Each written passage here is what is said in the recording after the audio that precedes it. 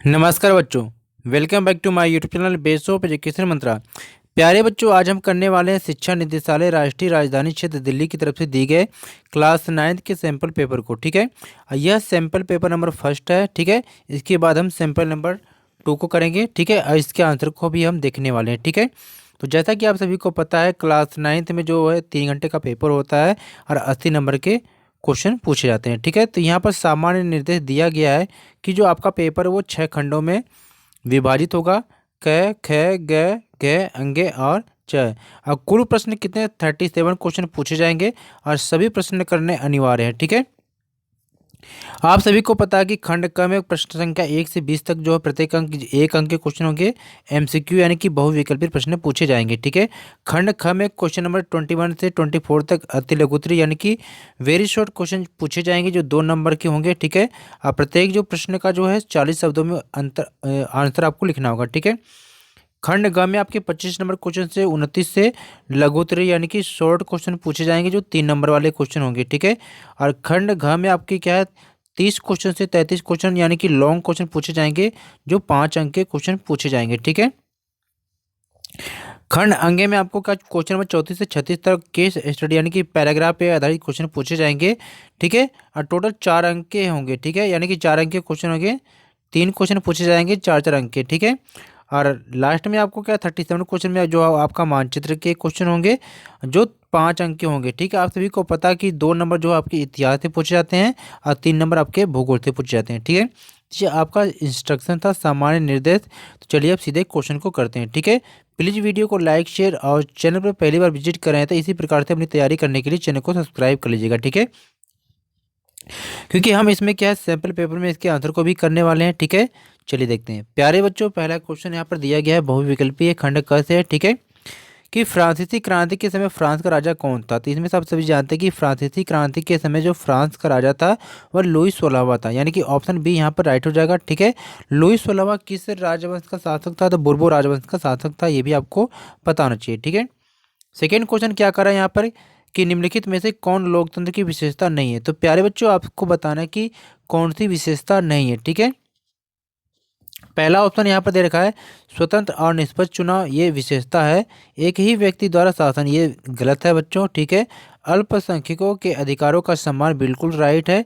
निर्णय लेने में नागरिकों की भागीदारी, बिल्कुल सही है। तो प्यारे बच्चों, यहाँ पर आपको क्या है गलत बताना था कि कौन सी विशेषता नहीं है, तो ऑप्शन बी यहाँ पर राइट हो जाएगा। ठीक है, चलिए थर्ड क्वेश्चन की तरफ चलते हैं।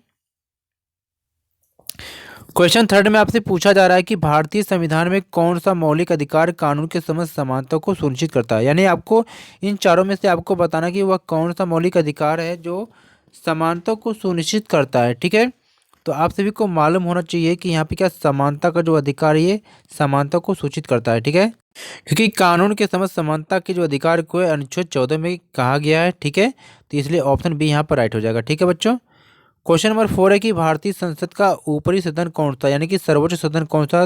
तो आपने पढ़ा होगा कि जो संसद का निर्माण है लोकसभा, राज्यसभा और राष्ट्रपति से मिलकर होता है, और जो ऊपरी सदन होता है उसको हम राज्यसभा के नाम से जानते हैं। ठीक है, यानी क्वेश्चन नंबर जो 4 का राइट आंसर ऑप्शन बी हो जाएगा। ठीक है, क्वेश्चन नंबर 5 को देखते हैं दोस्तों। यहाँ पर क्या करा 1789 में फ्रांसीसी क्रांति के शुरुआत किस घटना से हुई थी। तो आप सभी को पता, जब आपने पढ़ा होगा फ्रांसीसी क्रांति का चैप्टर, तो इस जो फ्रांसीसी क्रांति की जो शुरुआत हुई थी वो बास्तिल किले किले के गिरने के द्वारा शुरुआत हुई थी। ठीक है, यानी कि ऑप्शन बी यहाँ पर राइट हो जाएगा प्यारे बच्चों। क्वेश्चन नंबर 6 यहाँ पर दिया कि खाद्य सुरक्षा का अर्थ क्या है। ठीक है, तो खाद्य सुरक्षा का अर्थ का मतलब यहाँ पर ये होता है कि सभी लोगों को हर समय भोजन की उपलब्धता, यानी कि ऑप्शन बी यहाँ पर राइट हो जाएगा। ठीक है बच्चों, क्वेश्चन नंबर 7 यहाँ पर कि कौन सा मौलिक अधिकार भारत में किसी भी धर्म को मानने, प्रचार करने और प्रसार करने का अधिकार सुनिश्चित करता है। तो प्यारे बच्चों, क्वेश्चन नंबर जो 7 का राइट आंसर ऑप्शन बी हो जाएगा, यानी कि धार्मिक स्वतंत्रता का अधिकार। ठीक है, क्वेश्चन नंबर 8 करा कि भारत में संविधान निर्माण के लिए कौन सी संस्था उत्तरदायी थी। तो भारत में जो संविधान का निर्माण करने के लिए जो संस्था उत्तरदायी थी वह क्या है, संविधान सभा थी, यानी ऑप्शन सी यहाँ पर राइट हो जाएगा। ठीक है, क्वेश्चन नंबर 9 यहाँ पर क्या करा है कि भारत में राज्य को खाद्यान्न वितरण के लिए कौन सी संस्था जिम्मेदार है। तो आप सभी जानते हैं कि भारत में खाद्य वितरण के लिए जो संस्था जिम्मेदार है वो भारतीय खाद्य निगम है। ठीक है, यानी कि FCI, ऑप्शन ए यहाँ पर राइट हो जाएगा। ठीक है, क्वेश्चन नंबर 10 को देखते हैं कि भारतीय संविधान का अनुच्छेद 19 से संबंधित है, किससे संबंधित है आपको बताना है। तो आप सभी को मालूम होगा प्यारे बच्चों कि भारतीय संविधान का जो अनुच्छेद 19 है ये स्वतंत्रता के अधिकार से संबंधित है, यानी कि ऑप्शन बी यहाँ पर राइट हो जाएगा क्वेश्चन नंबर 10 का। ठीक है, क्वेश्चन नंबर 11 को देखते हैं, क्या कह रहा है कि एडोल्फ हिटलर जर्मनी में किस राजनीतिक दल का नेता था। तो एडोल्फ हिटलर जो जर्मनी में जो था वो आपका किसके, नाजी पार्टी के दल का नेता था, यानी ऑप्शन ए यहाँ पर सही जगह, national socialist German workers party, यानी कि नाजी पार्टी। ठीक है, चलिए क्वेश्चन नंबर 12 है कि भारत में मानसूनी हवाएं किस महासागर से प्रभावित होती हैं। तो भारत में जो मानसूनी हवाएं जो वो हिंद महासागर से प्रभावित होती हैं, यानी ऑप्शन बी यहाँ पर राइट हो जाएगा। क्वेश्चन नंबर 13 यहाँ पर कि भारत में कौन सी संस्था चुनाव कराने और स्वतंत्र निष्पक्ष चुनावी प्रक्रिया सुनिश्चित करने के लिए जिम्मेदार है। तो आप सभी को मालूम है कि जो चुनाव आयोग यानी कि यह निर्वाचन आयोग एक है। ठीक है, ऑप्शन ए, यानी कि क्वेश्चन नंबर 13 का ऑप्शन ए यहाँ पर है। क्वेश्चन नंबर 14 की गंगा नदी का उद्गम स्थल कौन सा है। तो आप सभी को मालूम है कि गंगा नदी का जो उद्गम स्थल है गंगोत्री ग्लेशियर है, यानी कि ऑप्शन ए यहाँ पर राइट हो जाएगा क्वेश्चन नंबर 14 का। ठीक है, क्वेश्चन 15 की मानव पूंजी की अवधारणा में शामिल है। तो मानव पूंजी की अवधारणा में शामिल क्या है, ऑप्शन डी है कौशल, ज्ञान और शिक्षा। ठीक है, क्वेश्चन नंबर 16 यहाँ पर कह रहा है कि भारत में आम चुनाव के लिए मतदान की न्यूनतम आयु क्या है। तो भारत में आम चुनाव के लिए मतदान की न्यूनतम आयु क्या है आपको मालूम होना चाहिए। तो यहाँ पर ऑप्शन बी राइट हो जाएगा 18 वर्ष। ठीक है, क्या ऑप्शन बी यहाँ पर 18 वर्ष हो जाएगा। ठीक है, क्वेश्चन नंबर 17 ध्यान से पढ़ेंगे बच्चों, यहाँ पर क्या कहा जा रहा है। ठीक है, कि नीचे दिए गए प्रश्न में दो प्राकथन दिए गया है, एक संकल्पना स है और दूसरा कारण क है। कथनों को पढ़िए और सही विकल्प का चयन करिए। ठीक है, संकल्पना क्या करा कि समाजवादी निजी संपत्ति का विरोध करते हैं, बिल्कुल सही है। ठीक है, कारण करा कि संपत्तिधारी व्यक्ति सिर्फ निजी फायदे के विषय में सोचते हैं। तो ये क्या है, यहाँ पर क्या है, तो ये भी बिल्कुल सही है। लेकिन क्या जो कारण है ना संकल्पना की व्याख्या नहीं कर रहा, तो यहाँ पर ऑप्शन बी यहाँ पर राइट हो जाएगा। ठीक है, क्वेश्चन नंबर 17 का बी आंसर। ठीक है, चलिए क्वेश्चन नंबर 18 यहाँ पर क्या कर रहा है कि नीचे दिए गए प्रश्न में दो प्राकथन दिए गए हैं। ठीक है, तो यह पढ़ लेंगे। संकल्पना देखते हैं कि नेल्सन मंडेला को 28 वर्षों तक क्या है दक्षिण अफ्रीका के रोबेन द्वीप में कैद करके रखा गया था। तो ये बिल्कुल सही है। दूसरा कि नेल्सन मंडेला ने रंग भेद का विरोध किया था। तो बिल्कुल सही है, ऑप्शन ए यहाँ पर सही हो जाएगा, क्योंकि ये जो है कारण जो है संकल्पना की व्याख्या कर रहा है। ठीक है, क्वेश्चन नंबर 19 यहाँ पर है, संकल्पना देखेंगे। तापी एक क्या मौसमी नदी है। ठीक है, तापी क्या एक मौसमी नदी है, आपको बताना है। ठीक है, कारण क्या है कि तापी हिमालय की नदी है। ठीक है, अब आपको ध्यान देना है कि तापी एक मौसमी नदी है, बिल्कुल सही है। तापी हिमालय की नदी है, तो ये गलत है। तापी क्या है, एक प्रायद्वीपीय नदियाँ है, हिमालय की नदी नहीं है। तो ऑप्शन सी यहाँ पर सही हो जाएगा, संकल्पना सही है, कारण गलत है। ठीक है, क्वेश्चन नंबर 20 यहाँ पर कह रहा है कि कृषि क्षेत्र में मौसमी बेरोजगारी पाई जाती है। ठीक है, क्या है, कृषि क्षेत्र में मौसमी बेरोजगारी पाई जाती है, बिल्कुल सही है। कारण कह रहा है कि ग्रामीण क्षेत्र में शिक्षित बेरोजगारी की दर अधिक है, तो बिल्कुल ये गलत है। तो यहाँ पर ऑप्शन सी हो जाएगा, यानी कि संकल्पना सी सही है, कारण गलत है। ठीक है, आगे देखते हैं। अब प्यारे दोस्तों हम यहाँ पर क्या खंड ख के क्वेश्चन करने वाले हैं। ठीक है, यानी कि अति लघुत्तरी प्रश्न को।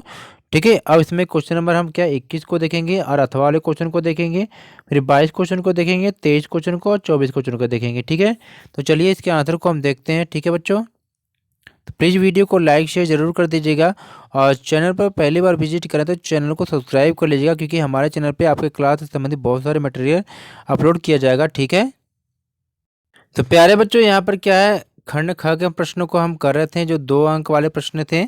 ठीक है, क्वेश्चन नंबर 21 क्या था कि नाजी विचारधारा की प्रमुख विशेषताओं का वर्णन कीजिए। ठीक है, तो इसका आंसर यहाँ पे देखेंगे कि नाजी विचारधारा की प्रमुख विशेषताएं, तो उसकी क्या विशेषताएं थी कि विस्तारवादी थी, नस्लीय शुद्धता, शक्ति, सैन्यवाद। ठीक है, 2 नंबर के क्वेश्चन है, इतना ही लिखना है। इसके अथवा वाले क्वेश्चन को देखते हैं कि द्वितीय विश्व युद्ध में हिटलर की भूमिका पर प्रकाश डालना है। तो इसका आंसर हम देखेंगे कि द्वितीय विश्व युद्ध में हिटलर की भूमिका। ठीक है, तो हिटलर के मन में जर्मनी का विस्तार का विचार था, अतः उसने 1938 में ऑस्ट्रेलिया पर सॉरी ये ऑस्ट्रिया होगा दोस्तों, ठीक है, ऑस्ट्रिया पर कब्जा कर लिया और चेकोस्लोवाकिया पर भी कब्जा कर लिया। हिटलर को द्वितीय विश्व युद्ध के लिए सर्वाधिक जिम्मेदार माना जाता है। द्वितीय विश्व युद्ध तब हुआ जब उसके आदेश पर नाज़ी सेना ने पोलैंड पर आक्रमण किया। फ्रांस और ब्रिटेन ने पोलैंड को सुरक्षा देने का वादा किया था और वादे के अनुसार उन दोनों ने नाज़ी जर्मनी के विरुद्ध युद्ध की घोषणा कर दी, ठीक है। क्वेश्चन नंबर 22 को देखते हैं कि भारत की जलवायु को प्रभावित करने वाले 2 कारक को आपको लिखना है। तो ये सारे कारक इसमें से 2 को करना है, हो सकता है कि 5 नंबर में क्वेश्चन पूछ दिया जाए।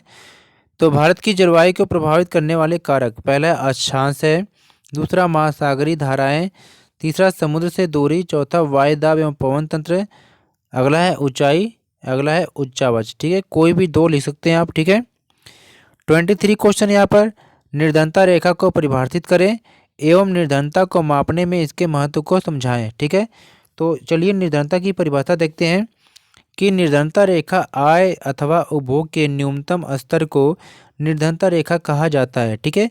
निर्धनता रेखा एक अनुमानित एवं काल्पनिक है जिसे अर्थशास्त्रियों द्वारा एक गरीब व्यक्ति को परिभाषित करने के लिए विकसित किया गया है, ठीक है। चलिए अगले क्वेश्चन को देखते हैं हम कि खाद्य सुरक्षा क्या है और यह भारत में यानी कि यह भारत जैसे देश के लिए क्यों आवश्यक है, ठीक है। तो खाद्य सुरक्षा से अभिप्राय है सभी लोगों के लिए सदैव भोजन की उपलब्धता, पहुंच और उसे प्राप्त करने का सामर्थ्य, ये पहुंच होगा, ठीक है, पहुंच और उसे प्राप्त करने का सामर्थ्य, ठीक है। आगे देखते हैं, खाद्य सुरक्षा लोगों के लिए निम्न कारणों से आवश्यक है। पहला, प्राकृतिक आपदा जैसे सूखा, बाढ़ आदि के समय कुल उपज में गिरावट होने पर, ठीक है, खाद्य की कमी के कारण कीमत बढ़ जाती है, ठीक है। कीमत लिखेंगे, इसको कीमत कर लेंगे, कीमत बढ़ जाती है। कीमतें बढ़ने के कारण खाद्य पदार्थों का अधिकांश लोगों की पहुंच से बाहर हो जाने पर, ठीक है। आगे देखते हैं, अगला क्वेश्चन यहाँ पर है। अब यहाँ पर हम क्वेश्चन जो करने वाले हैं खंड ग के क्वेश्चन है, ठीक है। खंड ग के जो क्वेश्चन है वो 3 अंक वाले हैं, ठीक है। पहला क्वेश्चन यहाँ पे कि रूसी क्रांति के प्रभावों का वर्णन कीजिए। 25 क्वेश्चन है, रूसी क्रांति के प्रभाव। रूस में किसानों व श्रमिकों की सरकार स्थापित होने के कारण विश्व के अन्य देशों में कृषकों का सम्मान बढ़ा। अगला कि 1917 की क्रांति के बाद रूस में साम्यवादी सरकार की स्थापना हुई। कुछ समय बाद अनेक देशों में साम्यवादी सरकारें बनाई गई। अगला कि रूसी क्रांति के बाद अंतर्राष्ट्रीय स्तर पर पूंजीपतियों तथा श्रमिकों में संघर्ष छिड़ गया। अगला कि अन्य देशों की सरकारें भी सोचने लगी कि लोगों को रोटी, कपड़ा और मकान प्रदान करना उनका दायित्व है। आगे देखते हैं, क्वेश्चन नंबर 26 है कि गंगा ब्रह्मपुत्र नदी प्रणाली की विशेषताओं और क्षेत्र की कृषि और अर्थव्यवस्था में इसकी भूमिका का वर्णन करें, ठीक है। आंसर देखते हैं कि गंगा के मैदान का सामान्य ढलान उत्तर पश्चिम से दक्षिण पूर्व और दक्षिण में बंगाल की खाड़ी तक है। इसका पूर्वी भाग शक्तिशाली ब्रह्मपुत्र नदी द्वारा संचित है, ठीक है। इसका ढलान उत्तर पूर्व से दक्षिण पश्चिम की ओर और फिर दक्षिण की ओर बांग्लादेश में है। इस गंगा ब्रह्मपुत्र नदी एवं इसकी सहायक नदियों द्वारा एक बहुत बड़ा भाग क्या है, सिंचित होता है, ठीक है। क्वेश्चन नंबर 27 को देखते हैं कि लोकतंत्र शासन करने की सर्वोत्तम पद्धति क्यों समझी जाती है, आपको बताना है। तो लोकतंत्र शासन करने की सर्वोत्तम पद्धति है क्योंकि इसमें नागरिक सरकार का चुनाव करते हैं, यानी कि इसमें जो नागरिक हैं वो सरकार का चुनाव करते हैं। लोकतंत्र शासन का अधिक जवाबदेही वाला रूप है। लोकतंत्र में बेहतर निर्णय लेने की संभावना होती है। लोकतंत्र में नागरिकों का सम्मान किया जाता है। लोकतंत्र मतभेदों और टकराव को संभालने का तरीका उपलब्ध कराता है। लोकतंत्र गलतियों की सुधार के अवसर प्रदान करता है, ठीक है। 28 क्वेश्चन है कि भारत में खाद्य सुरक्षा प्राप्त करने में सरकारी नीतियों की भूमिका की समीक्षा उपयुक्त उदाहरण के साथ कीजिए। आंसर देखते हैं कि सरकार समाज के गरीब तबके को राशन की दुकानों के माध्यम से सरकार द्वारा निर्धारित रियायती कीमतों पर खाद्यान्न वितरित करती है। इसे सार्वजनिक वितरण प्रणाली कहा जाता है। सार्वजनिक वितरण प्रणाली का उद्देश्य उपभोक्ताओं को रियायती कीमतों पर क्या है, आवश्यक सामान उपलब्ध कराना है। ठीक है। अगला क्वेश्चन है बच्चों कि एक लोकतांत्रिक देश में संविधान की आवश्यकता क्यों है। तो आंसर देखते हैं कि एक लोकतांत्रिक देश में संविधान की आवश्यकता, पहला है कि लोकतांत्रिक सरकार का निर्माण और उसके कार्य तय करने के लिए, सरकार के विभिन्न अंगों के अधिकार क्षेत्र तय करने के लिए, तीसरा है कि सरकार को अपनी शक्तियों के दुरुपयोग से रोकने के लिए, अगला है नागरिकों के अधिकार सुरक्षित करने के लिए, पांचवा है कि अच्छे समाज के गठन के लिए। ठीक है, इन सब के लिए क्या है, संविधान की आवश्यकता है। ठीक है, आगे देखते हैं। ठीक है, अथवा वाले क्वेश्चन को, ठीक है, क्या कि भारतीय संविधान में निहित समानता और न्याय के सिद्धांत पर चर्चा कीजिए। तो समानता को देखते हैं कि कानून के समक्ष सभी लोग समान हैं, पहले से चली आ रही और असमानताएं समाप्त की जाएंगी, सरकार हर नागरिक को समान अवसर उपलब्ध कराने की व्यवस्था करेगी। ठीक है, न्याय क्या है, यानी कि नागरिकों के साथ उनकी जाति, धर्म या लिंग के आधार पर कोई भेदभाव नहीं किया जाएगा। ठीक है, आगे देखते हैं। अब यहाँ पर 5 नंबर वाले प्रश्नों को देखते हैं खंड घ में। तीसरा क्वेश्चन है कि जर्मनी में एडोल्फ हिटलर के सत्ता में आने के कारणों का विश्लेषण कीजिए। तो चलिए आंसर देखते हैं। जर्मनी में हिटलर के सत्ता में आने के निम्न कारण थे। पहला है कि वर्साय की संधि की शर्तें, वाइमर गणराज्य की कमजोरी, तीसरा है आर्थिक महामंदी, चौथा है बेरोजगारी, पांचवा सर्वहाराकरण का भय, छठा है कि नाजी प्रोपेगेंडा, सातवां है कि आमूल परिवर्तनवादियों और समाजवादियों में आपसी फूट। ठीक है, अगला क्वेश्चन यहाँ पर देखते हैं कि नाजीवाद के नकारात्मक प्रभावों का उल्लेख कीजिए। ठीक है, तो नाजीवाद की नकारात्मक प्रभाव का उल्लेख यहाँ पर है, हिटलर ने सभी शक्तियों को अपने हाथों में केंद्रित कर लिया, सभी विरोधों को दबा दिया और नाजीवाद की विचारधारा का प्रचार किया, विभिन्न राजनीतिक दलों को समाप्त कर दिया गया, प्रेस, सार्वजनिक भाषणों और लेख लिखने पर प्रतिबंध लगा दिया गया है। ये नाजीवाद की नकारात्मक प्रभाव का उल्लेख है। अगला क्वेश्चन यहाँ पर है कि भारतीय संसदीय प्रणाली में लोकसभा और राज्यसभा के कार्यों का वर्णन कीजिए। आंसर देखते हैं कि भारतीय संसद प्रणाली में लोकसभा और राज्यसभा के कार्यों का वर्णन। ठीक है, पहला कि लोकसभा के सदस्यों का चुनाव लोगों के द्वारा प्रत्यक्ष रूप से किया जाता है और राज्यसभा के सदस्यों का चुनाव राज्य विधानसभाओं के सदस्य के द्वारा किया जाता है। ठीक है, आगे देखते हैं कि राज्यों के संबंध में राज्यसभा को कुछ विशेष अधिकार दिए गए हैं, लेकिन अधिकतर जो है मामलों पर क्या सर्वोच्च अधिकार लोकसभा के पास ही है। संयुक्त अधिवेशन में लोकसभा के सदस्य अधिक होने के कारण लोकसभा के विचार को प्राथमिकता मिलने की संभावना रहती है। अगला है कि लोकसभा पैसे के मामलों में अधिक अधिकारों का उपयोग करती है, लोकसभा मंत्रिपरिषद को नियंत्रित करती है, राज्यसभा को यह अधिकार नहीं है। ठीक है, अथवा वाले क्वेश्चन को देखते हैं कि लोकतंत्र में स्वतंत्र न्यायपालिका के महत्व को समझाइए। तो न्यायपालिका की स्वतंत्रता लोकतंत्र में स्वतंत्र न्यायपालिका के महत्व को समझाइए। तो यहाँ पर हम देखते हैं स्वतंत्र न्यायपालिका के महत्व। ठीक है, तो भारत में न्यायपालिका एकीकृत है। इसका अर्थ है कि सर्वोच्च न्यायालय देश में न्यायिक प्रशासन को नियंत्रित करता है। आगे, न्यायपालिका विधायिका और कार्यपालिका के नियंत्रण में नहीं है। ठीक है, सर्वोच्च और उच्च न्यायालय के न्यायाधीशों की नियुक्ति राष्ट्रपति द्वारा की जाती है, परंतु नियुक्ति के बाद उसे उसके पद से हटाना लगभग असंभव हो जाता है। आगे, सर्वोच्च न्यायालय और उच्च न्यायालय को देश के संविधान की व्याख्या का अधिकार है। आगे देखते हैं कि भारतीय न्यायपालिका के अधिकार और स्वतंत्रता उसे मौलिक अधिकारों के रक्षक के रूप में काम करने की क्षमता प्रदान करते हैं। ठीक है, आगे देखते हैं। अगला क्वेश्चन है कि भारत में पश्चिमी और पूर्वी हिमालय की विशेषताओं और महत्व का वर्णन कीजिए। ठीक है, तो पश्चिमी और पूर्वी हिमालय की विशेषताओं का महत्व। ठीक है, पश्चिमी हिमालय यह बहुत ऊंचे हैं, औसत वार्षिक वर्षा 100 सेंटीमीटर से कम है। श्रीनगर, शिमला, मनाली प्रसिद्ध हिल स्टेशन है। पूर्वी हिमालय यह मध्यम ऊंचाई के हैं। पूर्वी हिमालय के ग्लेशियर और बर्फ से ढकी चोटियाँ एशिया की कई महान नदियों का स्रोत है, जिनमें यांगसी, सिंधु और गंगा शामिल है। ठीक है, आगे देखते हैं। अथवा वाले क्वेश्चन, भारत के उत्तरी मैदान की विशेषताओं का उल्लेख कीजिए। तो भारत के उत्तरी मैदान की विशेषताएं, पहला पॉइंट इसमें है कि इस मैदान का निर्माण मुख्यतः हिमालय की नदियों तथा प्रायद्वीपीय नदियों द्वारा लाई गई जलोढ़ मिट्टी के कारण हुआ है। ठीक है, अगला है इसका विस्तार 7 लाख वर्ग किलोमीटर है। यह मैदान लगभग 2400 किलोमीटर लंबा और 240 किलोमीटर से लेकर 320 किलोमीटर तक चौड़ा है। ठीक है, अगला है कि पर्याप्त पानी की उपलब्धता एवं अनुकूल जलवायु के कारण यह मैदान अत्यधिक उपजाऊ है। ठीक है, अगला कि यह मैदान भारत का सघन आबादी वाला भूभाग है। अगला कि यह इस मैदान की नदियाँ समुद्र में गिरते हुए डेल्टा का निर्माण करती हैं। यह क्षेत्र भी उपजाऊ होते हैं। ठीक है, अगला क्वेश्चन को हम देखते हैं कि गरीबी उन्मूलन के लिए भारत सरकार द्वारा उठाए गए कदमों की चर्चा कीजिए।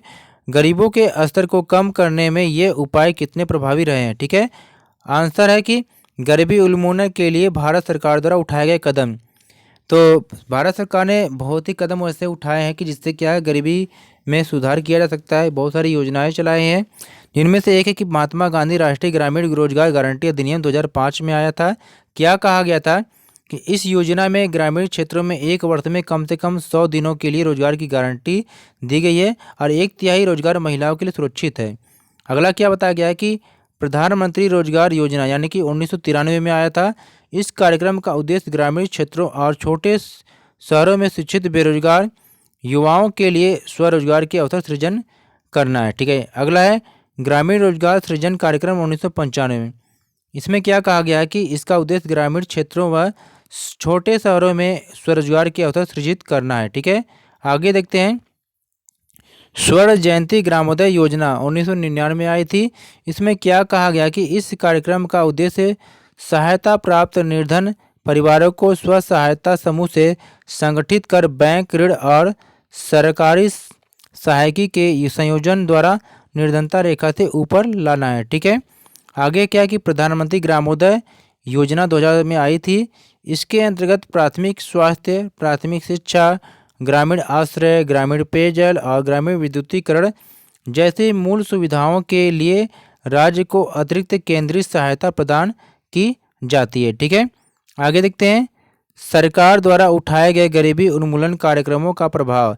सरकार द्वारा चलाए गए गरीबी उन्मूलन कार्यक्रमों से लोगों में बेरोजगारी का स्तर कम हुआ है, लोगों का रोजगार सुरक्षित हुआ है, लोगों को बेहतर शिक्षा, बेहतर स्वास्थ्य सेवाएं उपलब्ध हुई हैं और बहुत सारे ऐसे लोग हैं जो स्वरोजगार करके अपने जीवन में सुधार लाए हैं। ठीक है, आगे चलते हैं अथवा वाले क्वेश्चन को देखते हैं कि गरीबी के दुष्चक्र की अवधारणा को स्पष्ट कीजिए। इस चक्र को तोड़ना गरीबी उन्मूलन के लिए किस प्रकार लाभदायक हो सकता है। तो गरीबी यहाँ पर कर लेंगे, गरीबी के दुष्चक्र की अवधारणा। आगे देखते हैं अल्प पोषण का दुष्चक्र जिसके कारण कम उत्पादकता और वृद्धि होती है, अविकसित और भुखमरी को कायम रखता है। भूखे लोगों को भोजन तक बेहतर पहुंच होनी चाहिए जिसके लिए प्रत्यक्ष सहायता की आवश्यकता है और दुष्चक्र को तोड़ना होगा। ठीक है, आगे गरीबी के दुष्चक्र का तात्पर्य यह है कि गरीबी ही गरीबों का कारण है। एक गरीब व्यक्ति अपने मौजूदा कर्ज को चुकाने के लिए कुछ और उधार लेता है जिससे उसका कर्जा और बढ़ जाएगा।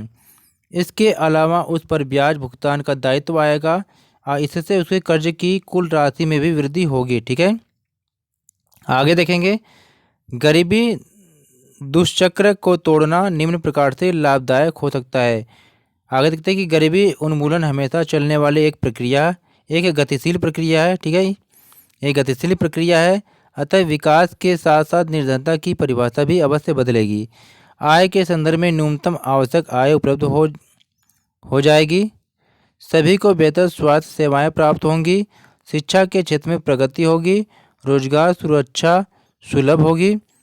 ठीक है, लैंगिक समता तथा गरीबों को क्या मान सम्मान भी प्राप्त होगा। ठीक है, प्यारे बच्चों यहाँ पर हमने क्या है खंड घ तक कर लिया क्वेश्चन को। ठीक है, अब आगे हम क्या खंड अंगे को देखते हैं, केस स्टडी वाले क्वेश्चन को करते हैं। ठीक है, ये आपके क्या है पैराग्राफ वाले क्वेश्चन, इसको पढ़ते हैं कि नीचे देखिए अनुच्छेद को पढ़िए और पूछे गए प्रश्न का उत्तर दीजिए। ठीक है, तो पैराग्राफ है, इसको आप पढ़ लेंगे, सीधे हम क्वेश्चन के आंसर को करेंगे। ठीक है, क्योंकि इतना बहुत बड़ा पैराग्राफ है बच्चों, पैराग्राफ पढ़ा जाएगा तो क्वेश्चन बड़ा हो जाएगा। ठीक है, तो प्यारे बच्चों सीधे हम क्वेश्चन को करते हैं। ठीक है, पहला क्वेश्चन यहाँ पर दिया कि रेडिकल विचारधारा से क्या अभिप्राय है। ठीक है, तो इस क्वेश्चन का आंसर आपको इस पैराग्राफ में मिल जाएगा। ठीक है, तो इसलिए जो भी होगा आप सारे पैराग्राफ को सही प्रकार से पढ़ेंगे। तो पहला का आंसर आपको यहाँ से देना है। ठीक है, यहाँ से रेडिकल समूह के लोग ऐसी सरकार के पक्ष में थे जो देश की आबादी के बहुमत के समर्थन पर आधारित हो। इसमें से बहुत सारे लोग महिला मताधिकार आंदोलन के भी समर्थक थे। उदारवादियों के विपरीत ये लोग बड़े जमींदारों और संपन्न उद्योगपतियों को प्राप्त किसी भी तरह के विशेषाधिकारों के खिलाफ थे। वे निजी संपत्ति के विरोधी नहीं थे, लेकिन केवल कुछ लोगों के पास संपत्ति के संकेंद्रण का विरोध जरूर करते थे। आपको यहाँ से यहाँ तक कर लेना है। ठीक है, ये पहले का आंसर आपको कर लेना है। ठीक है, यहाँ से यहाँ तक पहले क्वेश्चन का आंसर आप कर लेंगे। ठीक है प्यारे बच्चों, सेकंड क्वेश्चन को हम देखेंगे। यहाँ पर क्या कहा जा रहा है कि रूढ़िवादी विचारधारा से क्या अभिप्राय है। ठीक है, तो इसका आंसर आपको यहाँ से देखना है। देखिए, आपको करना कुछ नहीं है बच्चों, बस आपको यहाँ से करना है। ठीक है, बस यहाँ पर लिख लेना है, इसके आगे आप रूढ़िवादी जोड़ लेंगे। ठीक है, यानी कि रूढ़िवादी जोड़ के आप लिखेंगे रूढ़िवादी 19वीं सदी तक आते आते वे भी मानने लगे थे कि कुछ परिवर्तन आवश्यक हो गया है, परंतु वह चाहते थे कि अतीत का सम्मान किया जाए, अर्थात अतीत को पूरी तरह ठुकराया न जाए और बदलाव की प्रक्रिया धीमी होती। ये आपका क्या है। ठीक है, यहाँ से यहाँ तक आपको क्या कर लेना है, ये दूसरे क्वेश्चन का आंसर आपको कर लेना है। रूढ़िवादी यहाँ पर जोड़ लेंगे। ठीक है, ये रूढ़िवादी जोड़ लेंगे बच्चों। ठीक है, चलिए थर्ड क्वेश्चन का आंसर देखते हैं। थर्ड में पूछा गया कि रूढ़िवादी किस प्रकार रेडिकल समूह और उदारवादियों के खिलाफ थे। तो इसका आंसर आपको यहाँ पे मिल जाएगा। देखिए, यहाँ से देखेंगे, ये यहाँ से। ठीक है, कि रूढ़िवादी तबका रेडिकल और उदारवादी दोनों के खिलाफ था। मगर फ्रांसीसी क्रांति के बाद तो रूढ़िवादी भी बदलाव की जरूरत को स्वीकार करने लगे थे। पुराने समय में यानी कि 18वीं शताब्दी में रूढ़िवादी आमतौर पर परिवर्तन के विचार का विरोध करते थे। ठीक है, यहाँ से यहाँ तक आपको कर लेना। ठीक है, ये आपके तीसरे क्वेश्चन का आंसर आपको यहाँ से हो जाएगा। ठीक है, तो प्यार बच्चों थर्ड क्वेश्चन का आंसर आपको यहाँ से लेके पूरा लिख लेना। ठीक है, ये पूरा लिख लेंगे यहाँ से यहाँ तक। ठीक है, चाहे आधा लिख लीजिए या पूरा लिख लीजिए। ठीक है, चलिए अगले क्वेश्चन को देखते हैं। 35 नंबर के क्वेश्चन आपको है, पैराग्राफ को पढ़ लेंगे। ठीक है, सीधे हम क्वेश्चन को देखते हैं। ठीक है, क्वेश्चन पहला यहाँ पर कि तीस्ता और दियांग नदियों के बीच स्थित हिमालय का नाम क्या है। ठीक है, तो यहाँ पर दिया है आपको, देखिए दिया है कि तीस्ता तथा दियांग नदियाँ असम हिमालय के बीच में है। तो यहाँ पर आंसर हो जाएगा असम हिमालय। ठीक है, इसको आप लिख लेंगे असम हिमालय। ठीक है, ये हो जाएगा असम हिमालय। ठीक है बच्चों, तो इसका आंसर हो जाएगा 35 का असम हिमालय, ये पहला का आंसर लिख लेंगे। ठीक है, दूसरे का क्या लिखेंगे यहाँ पर कि कुमाई हिमालय किन नदियों के बीच स्थित है।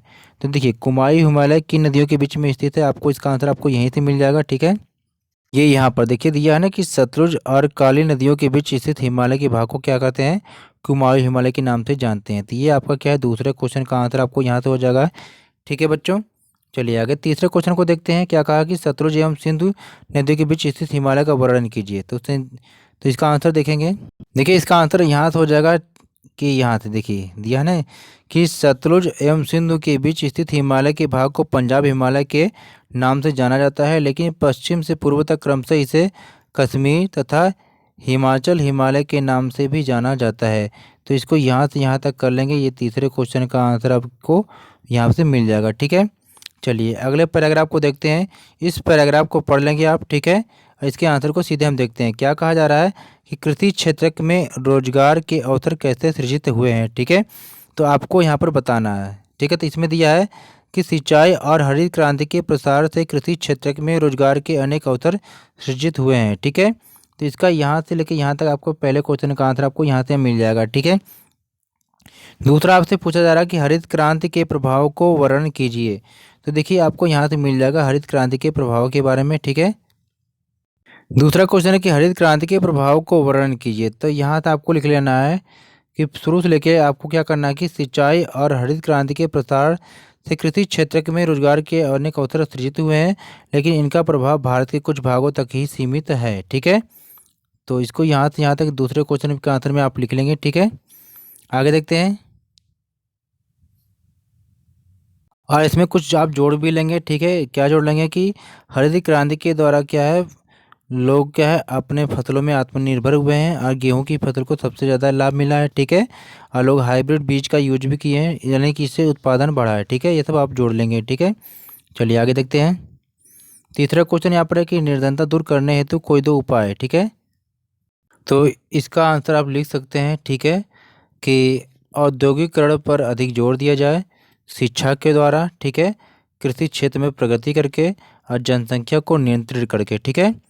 तो इस क्वेश्चन का आंसर तीसरे का लिख लेंगे बच्चों कि जनसंख्या नियंत्रण द्वारा, ठीक है, शिक्षा के द्वारा, ठीक है, औद्योगिकरण के द्वारा और कृषि क्षेत्र में प्रगति के द्वारा, ठीक है। क्वेश्चन जो यहाँ पर मानचित्र पर आधारित है, 5 नंबर के क्वेश्चन है, 2 नंबर इतिहास से, 3 नंबर भूगोल से पूछे जाएंगे। तो पहले क्वेश्चन में आप देखते हैं क्या है कि आपसे पूछा जा रहा है कि एक मित्र शक्ति, यानी कि मानचित्र में, विश्व के मानचित्र में ए दिया है, तो आपको एक मित्र शक्ति के बारे में बताना है। बी है कि एक धुरी जो शक्ति है इसके बारे में आपको बताना है। तो चलिए देखते हैं, ठीक है। तो देखिए ए है, ये जो मित्र शक्ति है, ठीक है। तो यह मित्र शक्ति है, ए में आपको क्या भर लेना है, फ्रांस भर लेना, ठीक है। जो ए है इसका आंसर आपका यहाँ पर हो जाएगा फ्रांस, ठीक है। ये आपका फ्रांस हो जाएगा। बी जो आपका है ये आपका जर्मनी हो जाएगा, तो बी में आप जर्मनी भर लेंगे कि ये, क्योंकि ये जर्मनी की लोकेशन है, ठीक है। आगे देखते हैं हम, ठीक है। अब भारत के जो आंसर है क्वेश्चन है इसको देखेंगे। क्या कहा जा रहा है आपको भरना है। देखिए अब आपको दिखाना है कि भारत के मानचित्र में निम्न में से केवल 3 को भरना है, तेलंगाना, अनाईमुड़ी, असम, कोंकण, वुलर झील, ठीक है। तो चलिए भारत के मैप में देखते हैं। देखिए यहाँ पर भारत की जब आप राज्य की बात करते हैं तो असम राज्य आपका यहाँ पर असम राज्य है, ठीक है। यहाँ पर आपका तेलंगाना राज्य है, ठीक है। ये आपके वुलर झील आपको यहाँ पर दे रखा है जम्मू कश्मीर में, ठीक है। ये आपका अनाईमुड़ी आपके क्या है यहाँ पर पर्वत श्रृंखला है, ठीक है। और यहाँ पर ये कोंकण जो आपका जो क्षेत्र है ये आपके महाराष्ट्र से लेकर गोवा तक आपका जो एरिया होता है ये कोंकण का एरिया है। तो इस तरह से मैप को आप फिल करेंगे, ठीक है। प्लीज़ वीडियो को लाइक शेयर जरूर करिएगा। अगर इसी तरह से अपनी तैयारी को करना चाहते हैं तो हमारे चैनल बेस ऑफ एजुकेशन मंत्रा को सब्सक्राइब करेंगे, ठीक है। चलिए फिर मिलते हैं। सेकंड चैनल को सब्सक्राइब जरूर कर लीजिएगा प्यारे बच्चों, क्योंकि आपको क्या है सैम्पल पेपर 2 के आंसर की को भी आपको कराना है, ठीक है। चलिए ठीक है।